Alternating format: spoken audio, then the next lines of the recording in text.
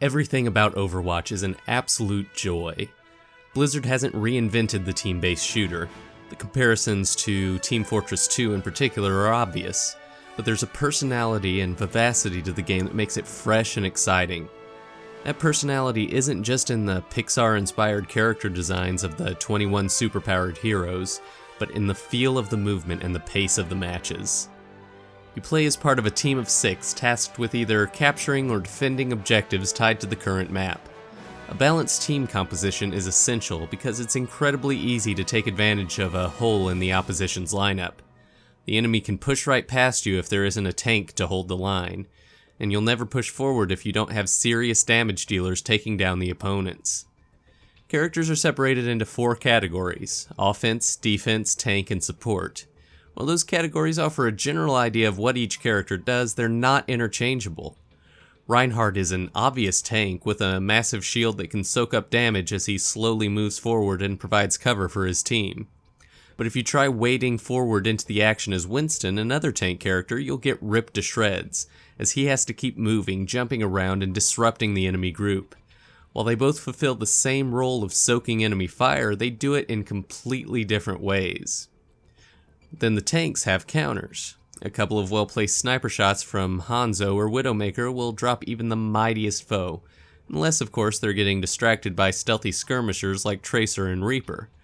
Add into the mix support characters offering shields and healing to their teammates, and you've got a battlefield where the situation is constantly evolving, and you've got to change your playstyle to suit it. Sometimes that means varying your tactics, sometimes that means switching characters entirely. And every character is fun to play. Each has basic attacks and a few specific abilities that recharge over time, as well as an ultimate ability that charges up as you fulfill your role, dealing damage as an offensive character or healing as a support. Some of those abilities are about hurting the enemy, some are about protecting your team, and some are simply about moving around the map. Soldier 76, the most seemingly generic shooty guy on the roster, actually has all 3, with a mini rocket launcher, an area of effect heal, and a sprint that lets him get to the front lines quickly. These abilities ensure that the characters all feel completely different from one another, and their effects on mobility and damage output make every match a fast-paced guessing game that can swing around completely at any moment. You might have a point well defended until D.Va sends an exploding mech your way, or Junkrat drops an exploding tire on your team's collective heads. But then maybe you've got a Lucio ready to pop some big shields, or a Mercy with a resurrection ult standing by to bring back the entire team. The whole team has to be aware of what the enemy is capable of and what they're capable of doing to counter it. Of course, a well-coordinated team is going to clean up the opposition, but the character balance is so well considered that, with some experience, it's easy to intuit how the match is going and where your abilities would be best suited. Overwatch is incredibly accessible, and while playing and vocally communicating with your own team is the ideal way to play, just hopping into quick play matches is a ton of fun too.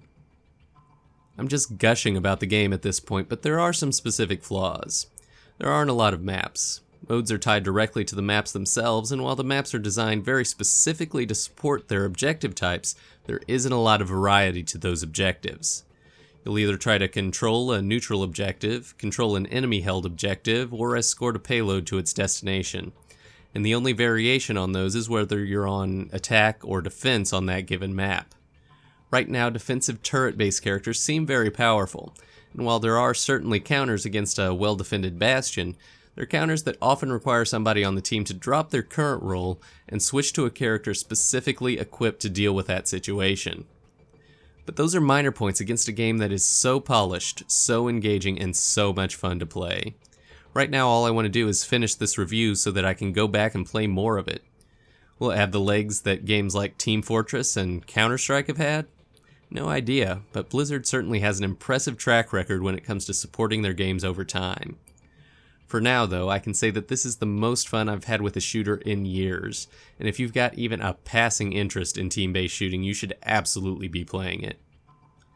It's a sharp-looking game, but it owes those good looks to great art design rather than fancy technical effects. It runs at a rock-solid 60 FPS with the GTX 960 on high to ultra settings, and still looks great even with options set to minimum. If you've got a relatively modern machine, you shouldn't have a problem. Overwatch is a fantastic game from top to bottom. The relatively small map selection does little to detract from a game where every character is fun, unique, and important, and every fight is a dynamic, constantly evolving game of battlefield control. Overwatch is a 9.5 out of 10.